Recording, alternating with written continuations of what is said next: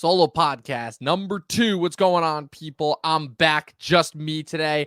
Unfortunately for you guys, yes, I know, because you love dealing with me when Chris isn't here, but I'm here to talk about the movie that's going to be wrapping up the summer, that being Nia DaCosta and Jordan Peele's 2021 take on Candyman.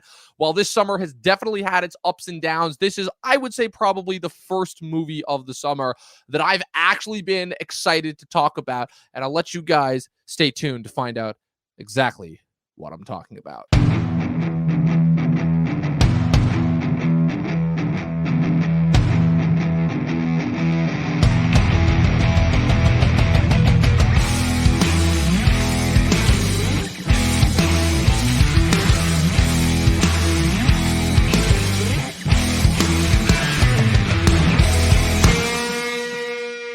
What's going on, guys? Happy to be here. Happy to be back on the podcast, going live again for the first time in a while. I know we went live 2 weeks ago for our 100th episode, but, well, you know how that goes with celebrations and everything and schedules. Chris, unfortunately, could not be here. He's currently going back to school. He's got a lot on his plate right now, so I volunteered to soldier this one out, go solo again, because I love entertaining you guys, because let's face it, not only do I love this, but what else do I have going on in my life right now? Oh, my God.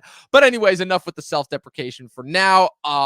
What's it called? Coming to you live on a Tuesday night as well. So this is different. This is interesting. This is new. And at first, I'm not going to lie, I was a little bit skeptical, because I'm like, okay, it's Tuesday. Nothing good ever happens on a Tuesday, you know, because there's this big misnomer out there in the world. Shut up, motorcycles.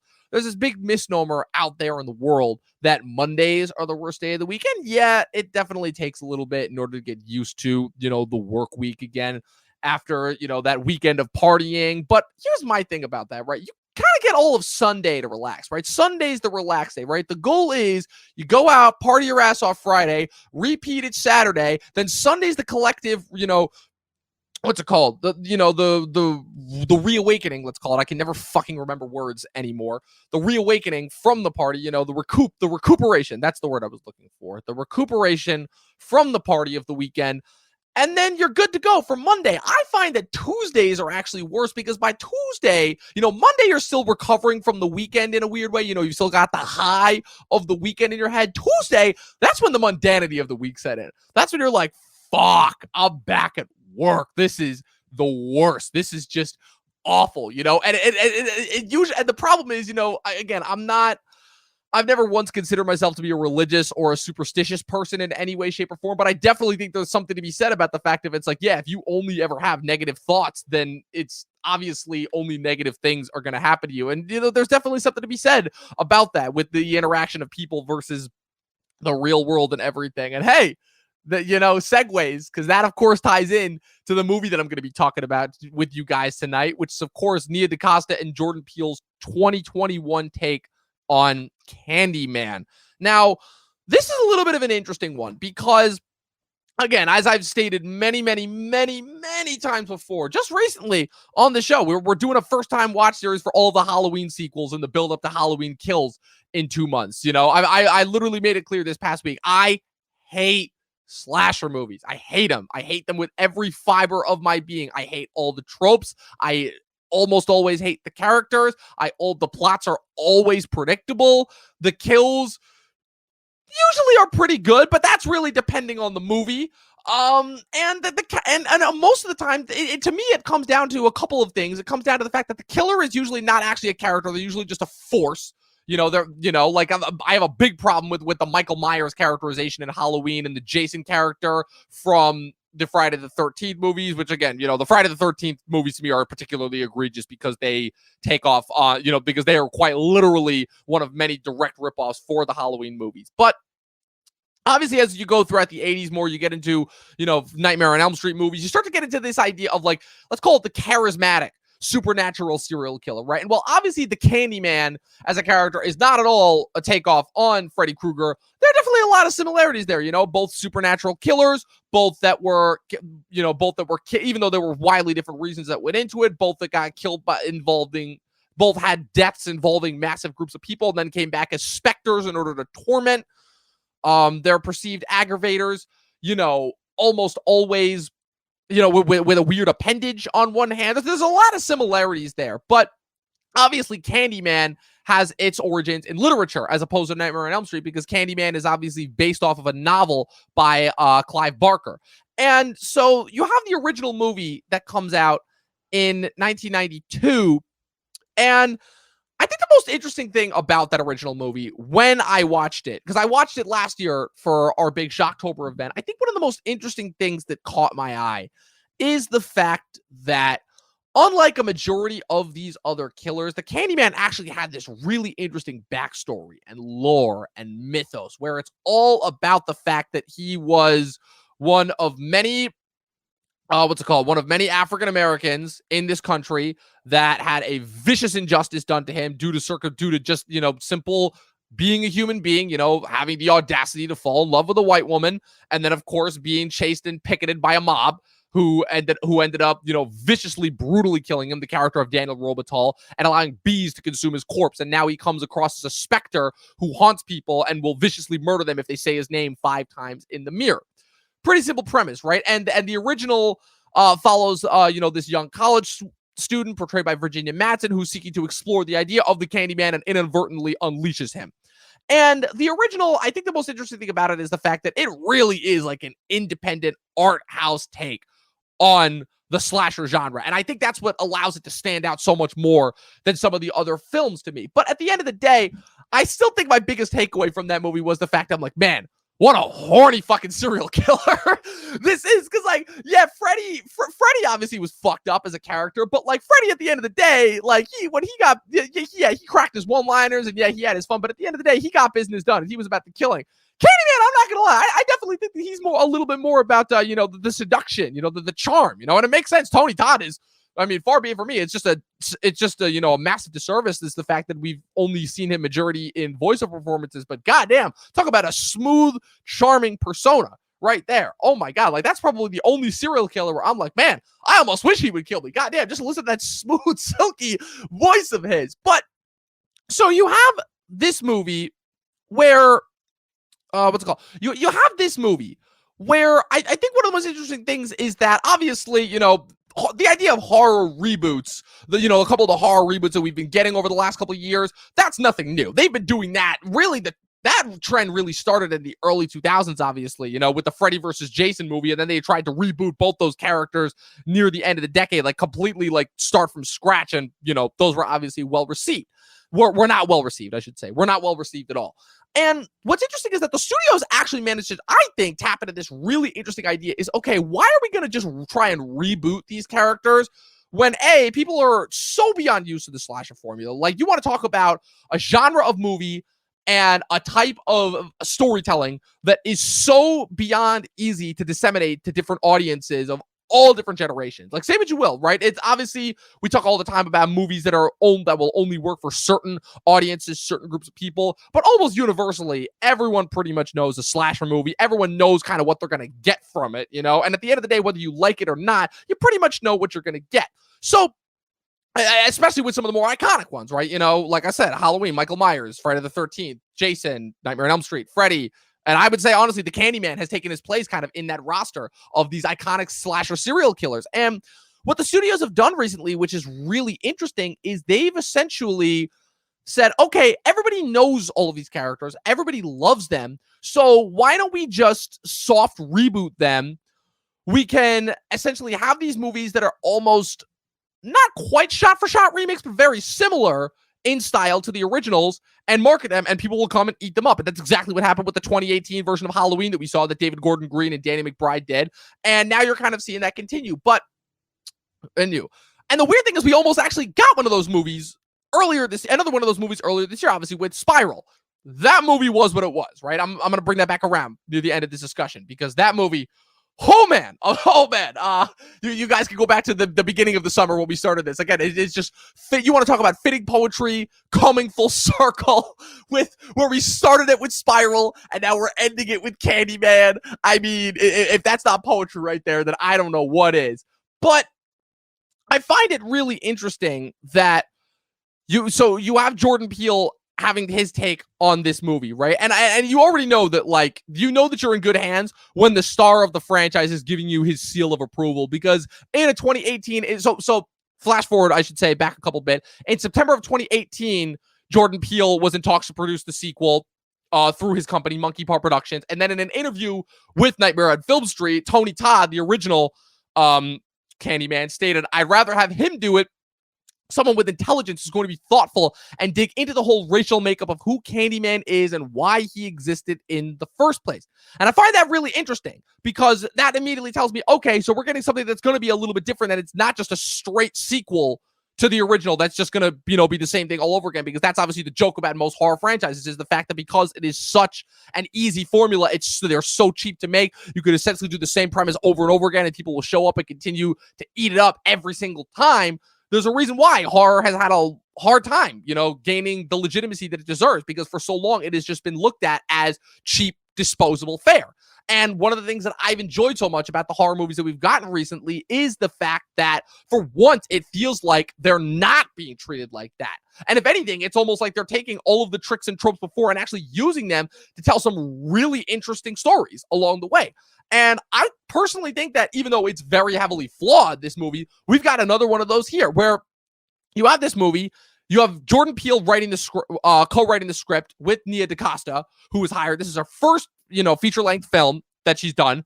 I'm not too familiar with her work that she's done up until now, but essentially what you have here is you have a semi-soft reboot that is also serving as a direct sequel to the first one. This is not at all trying to be like, oh, okay, this is like, several years after the first one, but like it's with a new batch of characters. No, this is like directly a sequel to the original. They blatantly make references to the first one. It is very similar to the 2018 Halloween movie.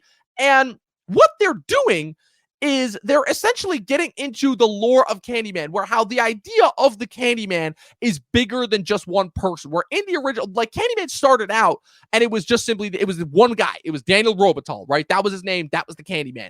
This movie is basically stating, oh, Daniel Robital was not the only Candyman. Not at all. In fact, there have been hundreds of Candyman throughout the history. I got to be careful there, because otherwise I'm going to end up saying it 5 times, and hey, I'm not getting caught by that. No way. I'm not like these dumb horror movie characters. But so I guess now we should get into the plot of the movie in general. Figure out what exactly this movie is about. So this movie follows Yahya Abdul-Mateen II. Oh my God, say that name 10 times fast. In his next role, after a couple of roles, on the up, and he's been on the up and up for the last couple of years. Obviously, Black Manta in Aquaman, if I could friggin' speak, being his kind of big claim to fame, then Watchmen, then Trial of the Chicago 7, obviously last year. And now he's in this movie where he plays this character named Anthony, who is a artist living in Chicago with his girlfriend, played by Tiana Paris, another superhero insert. They're basically kind of these bougie, upper middle class, or attempting to perceive themselves as such, Black Americans, obviously, who are attempting to kind of make their way in the primarily white dominated art space. He's trying to figure out exactly what it is that what it is that he wants to say, what he wants his mark on the art world to be. Very very lofty stuff. It's kind of the usual stuff. I think the most interesting thing about it when this movie starts is the fact that, like, just the way it's shot, the way it's edited together, the way the score plays underneath. Even though Peele does not direct this movie, his influence and style, this is another Spielberg situation where it's like, no, this is more than just them sticking their name on as an executive producer credit. His style is all over this movie. I was getting Get Out and Us vibes from the minute that this movie opened up. It was, the camera does this really interesting thing where it's pointed up at the cityscape this entire time as you're following the tracking shot throughout the credits, right after the opening scene. It's got this very, it's got this sense where you're constantly looking up at the city, right? You're constantly trying to attain something that you can't have, right? Which in a weird way is almost kind of the opposite of the original, where the original was all about, this woman of, this person of privilege going and trying to understand kind of the unprivileged side and understanding, just some of the horrors that come with living there. And this is almost the opposite, where it's almost where, you're now down from a place of non-privilege looking to get up, which I find to be a little bit ironic, because I definitely think that these main characters aren't suffering by any means. You know, they've got a nice ass apartment. You know, his girlfriend's a freaking art gallery. They're like they got money. You know, they got money. So it's definitely an idea that already off the bat works much more so from a metaphorical sense than an actual literal sense. You know, kind of one of those things, you know, kind of going back to the whole Friends thing where it's like, obviously, you know, they're supposed to be like, you know, broke mid-20 somethings, but how the fuck can they afford that apartment? You know, I don't know if this movie's trying to say something quite similar to that, but I feel like I'm getting similar vibes to that idea, you know? And obviously, Anthony is somebody who, again, is trying to make his mark on the world. He's trying to, you know, become a serious artist. And so he learns of the Cabrini Green myth, obviously, you know, through a discussion with, what's it called? You know, after they have, you know, his girlfriend's brother over, and he basically tells them the story. So he goes to Cabrini Green. He starts taking pictures everywhere. He gets stung by a bee. He's like, whatever, that's not going to do anything. And then he runs into Coleman Domingo's character, who portrays the character of William Burke, who's kind of, you know, just a regular laundromat owner who introduces him and kind of fleshes out the story of Candyman. Because the whole thing, right, is that the gay brother, you know, Tiana Paris's brother, tells him the story of Helen Lyle, you know, the Virginia Madsen character from the first one, kind of in a way already, you know, kind of christening that movie into myth, even though it's only been 30 years since it. And then here, you know, you have this character of William Burke that's here in order to kind of be, you know, it's in all of those stories, you know, the character that kind of, you know, informs the main character, the hero, right? If we're gonna go a little Campbell here, of his quest, you know, of the backstory, you know, of the antagonist that he's about to face off against. And what's it called? And obviously there's a couple of not so subtle messages that are thrown in there about gentrification, obviously, and everything that kind of happened to Cabrini Green, how it's kind of been abandoned, you know, by all the people, you know, by all the, you know, rich white people who are coming in, buying the land for dirt cheap and then flipping it over. And the only people that are left to kind of remember the area as it was are kind of the older residents. You know, I got a little bit of a conflict as far as that goes. This idea of, oh, you know, you have to remember it. It's like, yeah, but why remember it if it was just shitty and miserable and full of pain? But so that happens. So they go. So obviously, you know, he now has this mass revelation. He's like, okay, finally, I've gotten the thing that I'm looking for. I'm going to put it all into this art. And he starts putting all of his work into all of this different crazy art. And then, of course, he has to commit the ultimate cardinal sin that everyone knows you're not supposed to do, because, you know, common sense, just for the fact that, again, we're in the meta age. Every movie character has to be meta and self-aware, so they all know about the horror tropes. Again, it's kind of, I think, a big flaw, and I think a small part of the reason as to why a lot of movies don't work now, which is that every single movie character, because in order to attempt to appeal to the internet generation, who are all smarter than they think they are, every single movie character now has to be self-aware of all of the movie tropes. You know, and as a result, it kind of kills it, because it's like, okay, but the storytellers are still trying to do these tropes. So by having the main characters be aware of the tropes but still doing them, it's kind of self-defeating to what it is that you're trying to go for. Because if anything, because if the characters that we're watching are aware of the things that we're aware of, then why do we care? You know, it's kind of a thing that I've been noticing over the last couple of years. But of course, Anthony commits the cardinal sin, where he's fooling around with his girlfriend. You know, he's high on life, and he says the name 5 times in the mirror. Again, I'm not going to vote for it again. He says it in the mirror, and next thing you know, the Candyman is back, and he's running amok. And of course, there are deaths to be had. So that's pretty much like the central kind of gist of the movie, right? But that's just the setup, right? The interest for the rest of the movie comes from 2 things. One, the idea that the Candyman in question that is murdering everyone is not actually the character of Daniel Robital. It's actually a different character. It's the character of Sherman Fields, who is told, whom Burke tells Anthony about, who when Burke was a child, Fields was a hook-handed man whom the police believed was responsible for putting a razor blade in pieces of candy that ended up in the hands of a white girl. And then when and then obviously when Burke ended up running into Sherman, who was hiding in the walls of the Cabrini Green complex, he accidentally alerted the police to his presence, and the police arrested him. And while Sherman was later exonerated due to the fact that more children were popping up with razor blades in their candy, so it obviously couldn't have been him. The legend goes that even though, you know, he was declared innocent, that he was later found beat to death by the police, and that, you know, and so obviously saying his name 5 times in the mirror will summon him, obviously. So obviously we're already getting into this idea of, using the idea of this specter as almost this like watchful spirit in order to, whenever there is, you know, vicious injustice done towards African Americans. And the second thing is the fact that over the course of the film, Anthony starts noticing that the what he thought was nothing more than a bee sting is turning into this weird infection that is spreading up his arm. Now, this is where we get into a few of my problems with the movie, because this is a movie where and I've seen a couple of these movies before, but it's been a minute since I've actually seen one where I can actually talk about it in depth, because I think there is a lot of merit for this movie that this movie has going on for it. But unfortunately, it's another one of those movies that's kind of gets held back by the actual quote unquote realistic elements of the story. It's one of the instances where it's trying so hard to go for its metaphor that it kind of forgets about some basic storytelling and plot functions, and it ends up kind of falling victim to a couple of cliches. So, number one, the fact that all the people who die in this movie are dumb white people. That's problem number one, which I'm like, okay, that's cool and all, but and like I understand that goes with the point of the Candyman, but like it gets a little bit obvious. And again, it's something that I honestly would have expected more from Peele about, because the thing that I've admired a lot about Jordan Peele's movies is the fact that he doesn't go out of his way to make the white people in his movies the generic, kind of cliches and stereotypes. He's always gone out of his way and made them sound really rich and, surprisingly, like, really interesting and nuanced. Like, the villains in Get Out are really fascinating in the sense of, like, okay, they're doing these they're committing these horrific acts, not out of a sense of, they are prejudiced against African Americans. They're doing it because, if anything, they almost respect them and admire them and want to be more like them.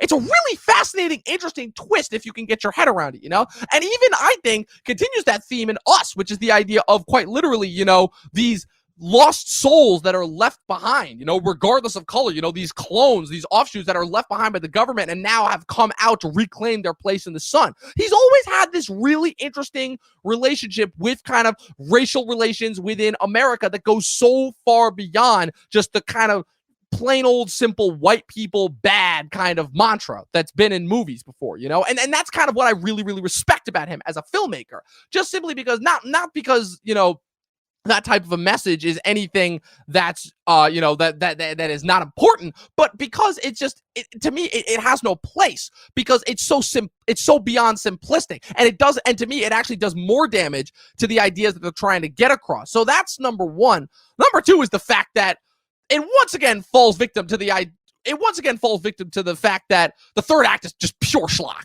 Just absolute pure schlock. Like, I'll give the movie this. It never goes into the territory where it's this like super heavy weighty think piece. It always does kind of have that underlying level of like schlock to it. But I think what separates the third act from the rest of the movie is the fact that for the majority of the movie has this really interesting sense of underlying dread and terror. And when they build up to the kills, which are fucking incredible, some of the best kills I've ever seen in any horror movie ever, the way they're choreographed, the way that they're done, the way that they're built up to, it's really, really well fascinating. The colors, the playing around with light. There's this one shot where there's this woman, where Anthony goes to visit this critic who's, of course, bashing his art for no reason other than the fact that she's a critic. Okay, I'm just going to put this out there right now. Filmmakers really got to stop with making critics the villains or just antagonistic characters in their movies, because it never works. It's never subtle, and it's always kind of, defeats the purpose of what they're going for. It always kind of shines. It's like, oh, okay, we see how you feel now. But as far as, so he goes to visit her, and then after he leaves, what's it called? He summons the Candyman, and the Candyman viciously and brutally murders his critic. But the way that it's shot, it's so fucking dope, where he leaves, and then the camera pulls out from her apartment right as she starts getting lifted up by something by invisible force, flung around her apartment and thrown against, her window and dragged across, and you see the blood stain, and the camera keeps zooming out more and more and more as it becomes more distant, and you see the shot of all the buildings across. It's amazingly well done. But again, the kind of underlying what it's trying to go for versus how it's actually presenting its material, there's a really, really big cognitive dissonance there. And normally I just kind of disregard that and enjoy the movie for what it is. But for a movie that is, I would say, at least attempting to make some sort of a think piece statement, right? I don't think it's necessarily fully fleshed out. I think it needs a little bit more work. But for the most part, it actually had a lot of stuff going for it. I think that kind of its inherent statements on, how African Americans perceive themselves as far as, you wanting to climb the social ladder versus trying to maintain that piece of, that makes them unique. But what is it about that piece that makes them unique? And why is it that they feel, that they need to compete so hard within these artistic lenses when they can just continue to be original, while also at the same time having, of course, having, the police brutality aspect, as far as, kind of the whole, okay, now they almost have this vengeful specter hanging over their heads that's going to protect them almost. It ties also into this interesting idea of folklore that also encircles the movie, which comes about in a scene where Anthony visits his mom, who, and again, this is where the connections of the first one come in as well, where his mom played in the only other returning actress from the original film besides Tony Todd, that being Vanessa A. Williams, who, oh my God, has not aged a day. I've talked a lot about, people in Hollywood that don't age, but Vanessa Williams, whatever you're doing, props, because fucking, oh my God, I swear to God, she looks younger now than she did 30 years ago in the original. It's insane. She looks younger than fucking Yaya. It's fucking crazy. Like, I don't know how to describe it. He goes to see her after he hears a rumor about about the baby that obviously that Helen Lyle rescued in the original, and about how the story was kind of twisted on its head. And that's kind of the thing, which is where when the brother, the Nathan Stewart Jarrett character, Tiana Paris's brother, tells the story in the beginning of the movie, it's a little change a little bit from the original, and it's made out like Helen Lyle was the villain, where obviously, they're playing into the narrative of the fact, okay, they didn't actually know whether that she had summoned the Candyman. So everybody thought that she was the killer, that she was committing all those brutal murders, and that she had kidnapped Anthony as a baby. Oops, spoiler. I'll get into that in a minute. That she had accidentally kidnapped the baby, and then that she died in the fire as a result of going insane. But obviously, we know, everybody who's watched the original knows that that's not the case, because obviously it was the fact that Helen was instead kept getting caught in the wrong place at the wrong time when the Candyman was enacting all these murders, and instead attempted to save the baby and died in the process around the original. So obviously, Anthony learns this from his mother, and also, of course, discerns that, surprise, surprise, he was the baby that Helen saved. And obviously his mother didn't tell him this because she wanted him to have a normal life. So this, of course, gets into the idea that, oh, okay, is Anthony now the spiritual successor? Was he always set to kind of inherit the title of the Candyman? Has he been cursed this entire time? So that gets into this whole idea of free will versus preordained destiny that, quite frankly, the movie did not bring up at all before. So that's a whole different thing, right? And that's before we even get into the third act. But I think the interesting thing there is this idea of kind of how it plays around with folklore, and this doesn't just go for African American. This goes for just everyone, because folklore is, a tremendous part of, just culture and just our way of life. The idea of these fables that are passed down from, these life lessons, that always kind of have this underlying, message in them that are passed down from generation to generation, from father to son, from mother to daughter, on and on and on throughout the time, in order to kind of, reinforce these ancient truths and, these kind of messages that we know. And one of them is this. I think that his mother, obviously, I can't for the life of me remember her name. His mother, Anne Marie, brings up this idea that when he starts to say his name, she's like, don't even mention his name, because just bringing his name up has power. And I find it really interesting how she still lives in fear of this character, even though this character, at least from how it's being perceived, is almost supposed to act as like this vengeful specter.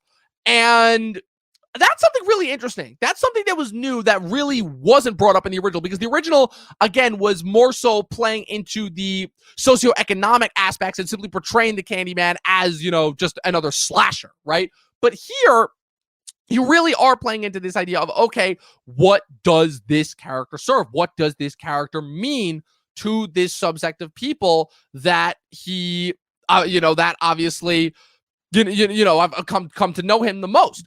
And I think there's something to that. I think there's something really, really interesting about that, because that's probably the first time that we've really seen it, right? We've obviously know that throughout the course of horror movies, throughout the course of slasher movies, right, the slashers in and of themselves kind of become immortalized to the point where they almost have to, the characters almost have to become like self-aware about the immortalized aspect and nature of them, because obviously, this goes back, even Craven did it himself when Craven did the New Nightmare movie back in 94, which was kind of almost like this meta take on Freddy Krueger, where Freddy Krueger escapes from the movie into the real world. almost. And they're making all of these statements. And now you have this idea of where, okay, before the Candyman was just, a fun gimmick that you just say his name 5 times and then watch, I did it again. I'm telling you, I'm gonna be dead by the end of this podcast. The Candyman is going to come for me by the end of this podcast. And what's it called? You just say his name 5 times in the mirror, and then he comes in and he kills you, and in this really graphic and brutal way. But here it gets into this idea of, okay, no, he's only summoned when he's needed. And I think that's ultimately, it's weird because it's both this movie's defining strength and its biggest weakness, because that's actually a really cool idea. The problem is it's really not actually carried out until the 3rd act, and there's really no underlying thing that kind of builds up to it. The problem is that the movie is trying to make this stance on, what's it called?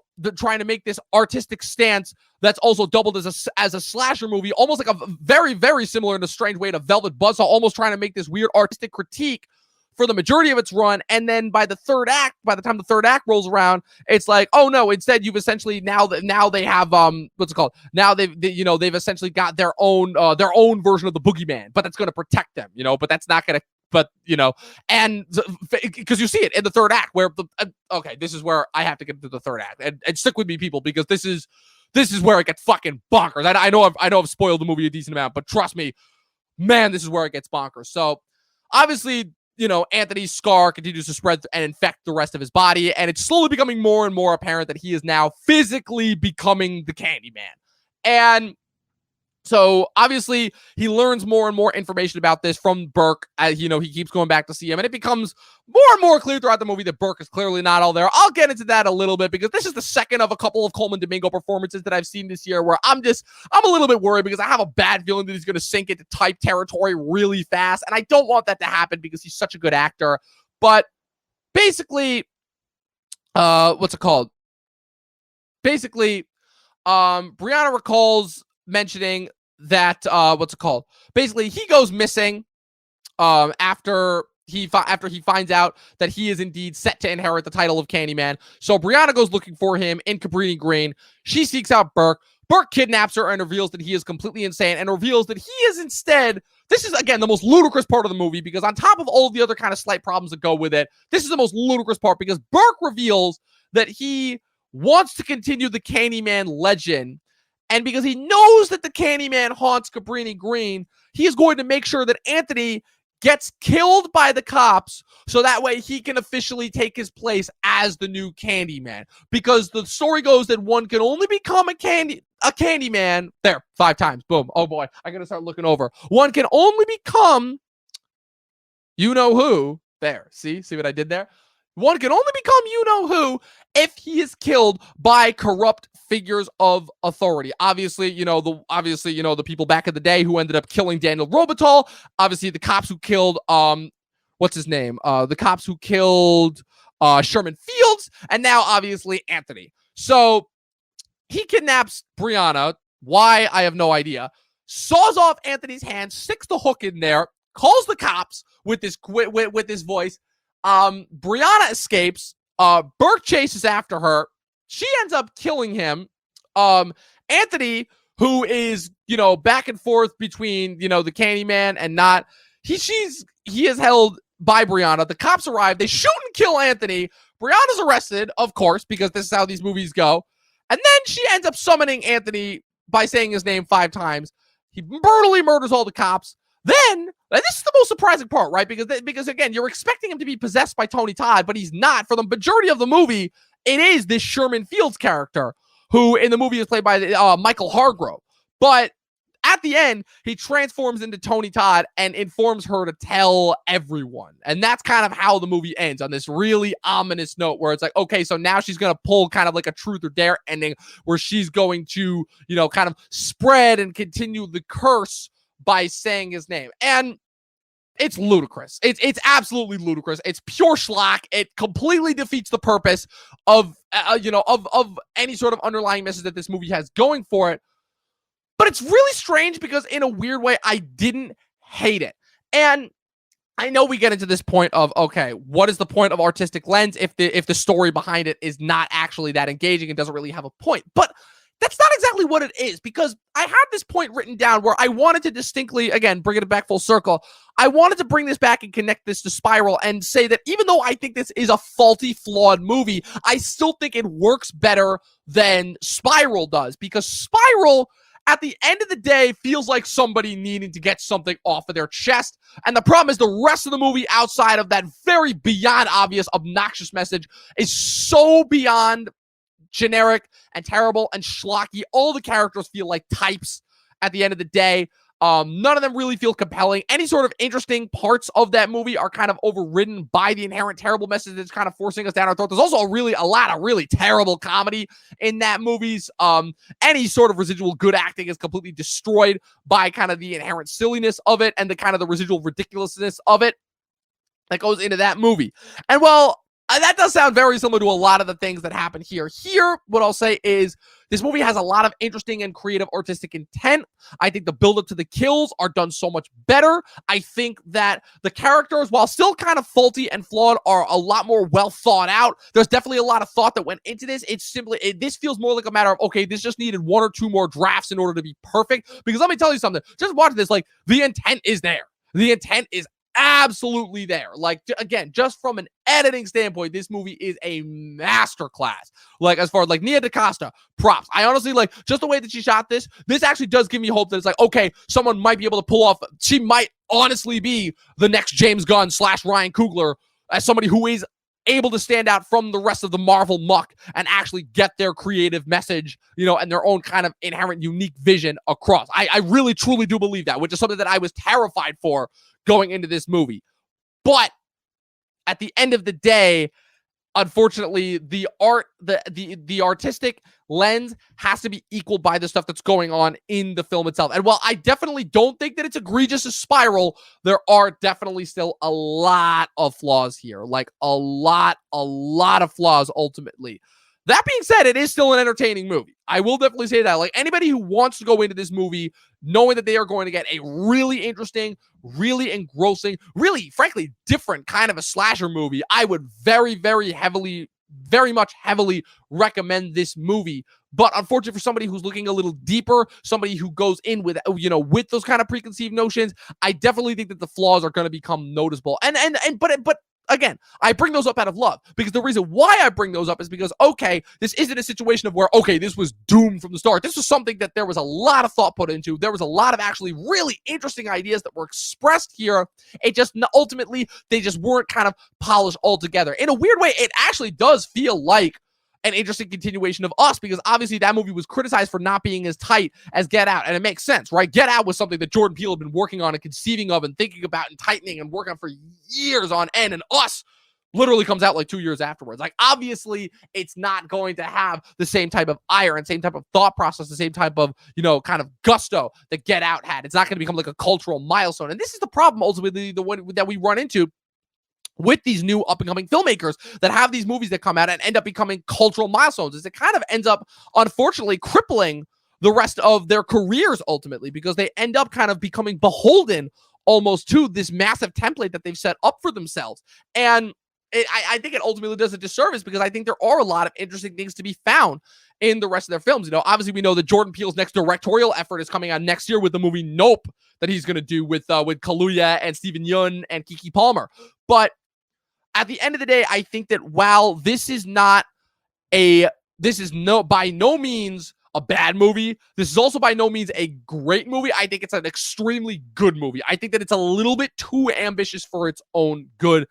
And really the only point that I wanted to bring up before I wrap this up is the Coleman Domingo character, because, oh my God, this is the second movie that I've seen from Coleman Domingo within only a month. Zola was only a month ago, where And again, I give him props. I give him props. He wants to grow out. He wants to, expand his acting talent, because he's been cast in these very, very specific types, up until this point, these very warm, these very patronly, these very, comforting presences. And now they're trying to go for the opposite, right? He is an actor's actor. I absolutely love everything that he goes for. He absolutely commits to these parts that he does. He brings a tenacity, a ruthlessness, a sense of experience to these types of parts that, frankly, a lot of actors are missing. He's a theater actor originally. And my God, between this and Zola with these parts where he halfway through literally transforms his character and turns into this cackling, drooling, nutso, completely over the top cartoon character that just like it almost becomes hard to understand his motivation. And I think it's really weird how we get two of these performances only a month out from each other. Obviously, I know that there's usually not a lot of planning that goes in behind the scenes. It's just always weird to me how these movies always seem to come out within a very, very short period of time within each other. It's just weird. And I have to point it out when I see it, which is that friggin', he starts this movie off as, again, kind of the, well, as the warning character, the kind of the wizard, the one who instructs the character as to what they're going to do. And then by the end, he turns out there's the twist and then he's the villain. The problem is with the way that the movie wraps up, he's almost kind of unnecessary. And at the end of the day, he ultimately becomes a prop that's just needed to get this one character from point A to point B. Very similar. It's so strange. It's almost exactly beat for beat like that doctor character from the Halloween 2018, where that character, again, brings up this really interesting point where he now has become seduced by this idea of who Michael Myers is, and as a result, kind of now has been infected by the residual evil and wants to be him, but then he gets killed in the next scene by Michael, so as a result, ends up serving as nothing more than a plot device, and this is another character that does that.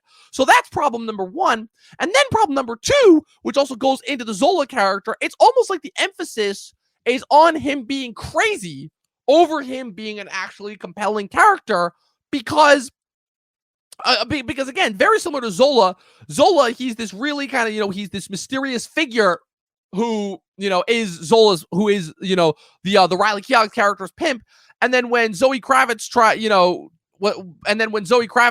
to leave, not the Zoe Kravitz, oh my God, when the Zola character tries to leave, he flips the script and gets out this weird Jamaican accent out of nowhere in order to try and be a sense of intimidating. It's, you know what it is?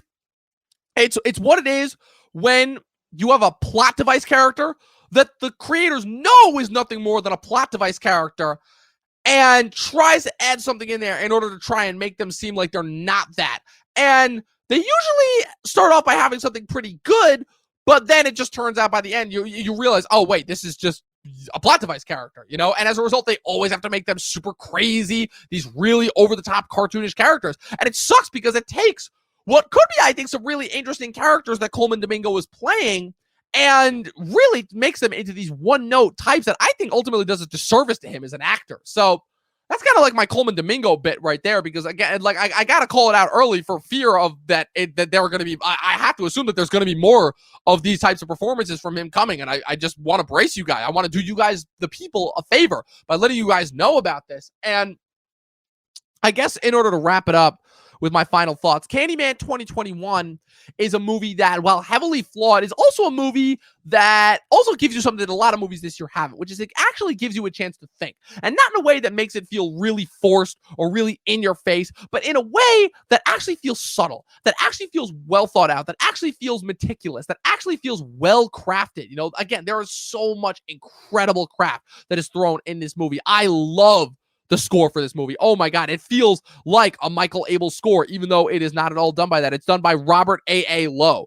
And it's really, really fascinating. Again, the tones. When I have Chris back on the show, when Chris gets back on the show, I'm going to talk to him, obviously, about about the score of the movie and everything. And I'm going to be really interested to see his take on that. But And while the problems do ultimately prevent this from being a really compelling story, as a movie in and of itself, I think it's really interesting. I think it's really engrossing. And I would definitely recommend this if you're looking for like that one last horror movie, that one last kind of summer fun outing before the fall sets in, before we become admired by Oscar bait, and before the conversation changes. And if nothing else, if you just don't want to see one good movie, before the end of the year. I would very, very much recommend this. Again, it's not the best movie of the year, but it's not at all close to being the worst movie of the year. But it's also a lot higher to me than a 3.5. I'm giving this movie 4 out of 5 stars. Yeah, that's right. I said it. I give this movie 4 out of 5 stars. And just to keep you guys up to date as to what's going on for the rest of for over the next couple months, we've got a lot of big movies coming up that we're going to talk about. Obviously, we've got Shang-Chi is next week. We've got Malignant, another horror movie, another James Wan horror movie. Paul Schrader movie, The Card Counter. We've got the debut of The Morning Show, season 2, also on the television front. The Eyes of Tammy Faye, and then obviously once we get into October, obviously we know it's October's game time. We know October is game time. We got Many Saints in Newark, followed by No Time to Die, followed by Halloween Kills, followed by Dune, and then we wrap it up with Last Night in Soho before we get into November and December. We've got a lot of bonus content. I've got a lot of directors ranked coming at you guys for the rest of the year. I've got obviously, I'm wrapping up my Sopranos rewatch, so I'll have a decent amount of Sopranos content coming your guys' way by the end of the year. And obviously on the Marvel front as well. Oh, don't worry, all you MCU fans out there, we've got you. I will be going live on Thursday night this week with Joe of Guy at the Movies and AJ of AJ Reacts 2 in order to talk about that Spider-Man trailer that dropped last week, and as well as the next episode of What If. I've got a couple more Spider-Man related content coming before the end of the year in time for Spider-Man No Way Home. And obviously, the Oscars are coming. And so if you guys, again, I had a really, really awesome time with my Oscars draft at the beginning of the year with Pat and the rest of the panel that we had. I would definitely recommend that you guys check that out if you haven't already. I would also recommend, hey, if you have any ideas for any more Oscars related content that I can do, leave them in the comment section below. I've got a couple more TV things that I've got planned for you guys before the end of the year. With obviously, with the annual Talking TVs, we didn't do them in July like we did last year, but I've got but don't worry, that is still coming before the end of the year. Don't you guys worry. I've still got because there was still too much good television that happened during the pandemic to not talk about. So obviously we'll be getting you guys that all of this content and more coming to you guys. And you guys can continue to support us, support myself, support Chris. You guys know how you can do it. You can click on the subscribe button down below. You can click the like button next to it. You can, really just click anything on the page. Overall, again, subscribe to our channel, click the bell next to it so you can get notified every time we put up new content. We do this for you. We do this for you, the people. You, the people, are the ones who watch this, who give this content legitimacy, who allow us to be freelance workers in a world that is slowly becoming more and more authoritarian by the minute. And we have to, we have to continue to give you, the people, what it is that you deserve. We have to. And you guys can, but we can only do that if you click the subscribe button. I'm not going to dare to steal Chris's thunder by attempting to, do his statistic joke that he does every time. But I will definitely say that it is, You guys know the drill. A certain percentage of certain percentage of something or another of your YouTube viewers of the people who watch your videos are not actually watching. But you guys can change that by clicking the subscribe button. You can also follow us on all of our social media pages at Talking TV Podcast on Facebook and Instagram, where I post every single day, twice a day. You guys can also check us out on well, there's nowhere else that you can check us out right now, but we are going to be, I will say this right now, we are going to be getting into TikTok. Unfortunately, it was something that I fought against, but we know that just with the coming times, we are going to have to. So look forward to that. If any of you TikTokers out there, definitely look out for the Talking TV starting to pop up on there. We'll have some interesting content coming for you guys that way. All that more. We've got all this content coming to you guys, and you can continue to support us again, following us on our social medias, clicking the subscribe button down below. Follow me on my personal social media at Movie Nerd Reviews on Facebook and Instagram. Follow Chris on his personal social medias on Facebook, Instagram, every place at Christian Evanko, Evanko, where he's got a lot of tracks that he's working on. That was it. This is officially the end of the summer. School's back in session, even though it's still warm. I know we're getting into fall movie season next. It's been a lot of fun. It's been a lot of fun recapping this, frankly, dreadful summer, I'll say, but it ended on a high note at the very least. So with that being said, again, I have no one but you guys to thank for that.